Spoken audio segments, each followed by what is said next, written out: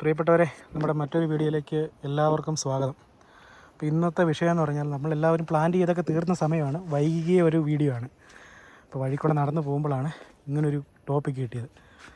അപ്പോൾ നമ്മൾ പൊതുവെ എല്ലാവരും തന്നെ ചെടി വെക്കാൻ നേരത്ത് എന്താവും, നമ്മൾ ഒരു ചിമ്പൊക്കെ എടുത്തായിരിക്കും വെക്കുന്നത്. കാരണം നമ്മൾ പൊതുവെ വിലയ്ക്ക് മേടിക്കുന്ന പ്രവണതയുള്ളതാണ്, നമുക്ക് അതിനുള്ള ഒരു സാഹചര്യമേ നിലവിൽ കാണത്തുള്ളൂ.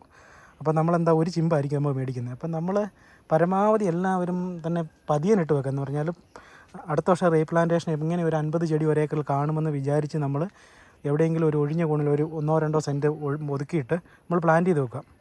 പ്ലാന്റ് ചെയ്ത് വെച്ചിട്ട് ചെറിയ മൂടാക്കി വെക്കുന്നതായിരിക്കും ഏറ്റവും നല്ലത്. രണ്ടാമത്തെ കാര്യം എന്ന് പറഞ്ഞാൽ അങ്ങനെ പ്ലാന്റ് ചെയ്യാൻ താല്പര്യമില്ലാത്ത ആൾക്കാരാണ് ഇങ്ങനത്തെ ചിമ്പുകൾ നമ്മൾ തിരഞ്ഞെടുക്കണം. കാരണം നോക്കുക, 2, 3, 6 ചിമ്പും തായ്തട്ടയും ചേർന്ന ഒരു സ്ട്രോങ് ആയിട്ട് വരുന്ന ഒരു ചെടിയായത് എന്ന് പറഞ്ഞാൽ ഒരു തട്ടയും അതിൻ്റെ കൂടെ 6 കുഞ്ഞുങ്ങളും. അപ്പോൾ ഇത് വെക്കുവാണെങ്കിൽ നമുക്കൊരു 13-14 മാസം ആകുമ്പോഴത്തേക്കും നമുക്ക് നല്ല രീതിയിൽ ആദായത്തിലേക്ക് എത്തിക്കാൻ പറ്റും. നമ്മുടെ തോട്ടങ്ങളിലെല്ലാം തന്നെ ഇങ്ങനെ കാണും.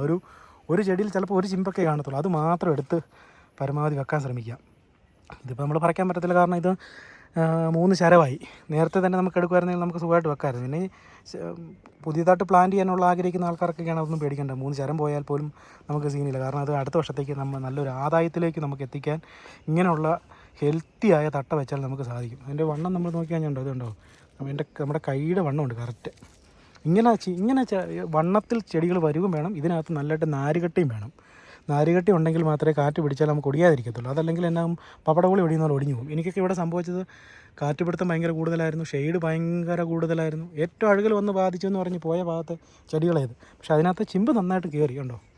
ഇത് കിളയ്ക്കാൻ വേണ്ടി നിർത്തി വെക്കും. ഇനിയിപ്പം മൊത്തത്തിലൊന്ന് ക്ലീൻ ചെയ്ത് കിളച്ച് മണ്ണും കൊടുത്ത് ചാണകപ്പൊടി ഇട്ട് 3-4 വളം കൊടുക്കുമ്പോൾ ഒരു 5 മാസം കൊണ്ട് 4-5 മാസം കൊണ്ട് ഇത് പഴയ ചെടികളിലേക്ക് എത്തും. അപ്പോൾ അടുത്ത വർഷം വീണ്ടും അഴുകൽ കയറാൻ സാധ്യതയുണ്ട്. അപ്പോൾ പ്രിയപ്പെട്ടവർ ശ്രദ്ധിക്കുക, ഇങ്ങനെയുള്ള ഹെൽത്തിയായ പ്ലാന്റുകൾ എടുത്ത് പ്ലാന്റ് ചെയ്യാൻ ശ്രമിക്കുക. വീണ്ടും മറ്റൊരു വീഡിയോ ആയിട്ട് കാണുന്നവരെ നന്ദി, നമസ്കാരം.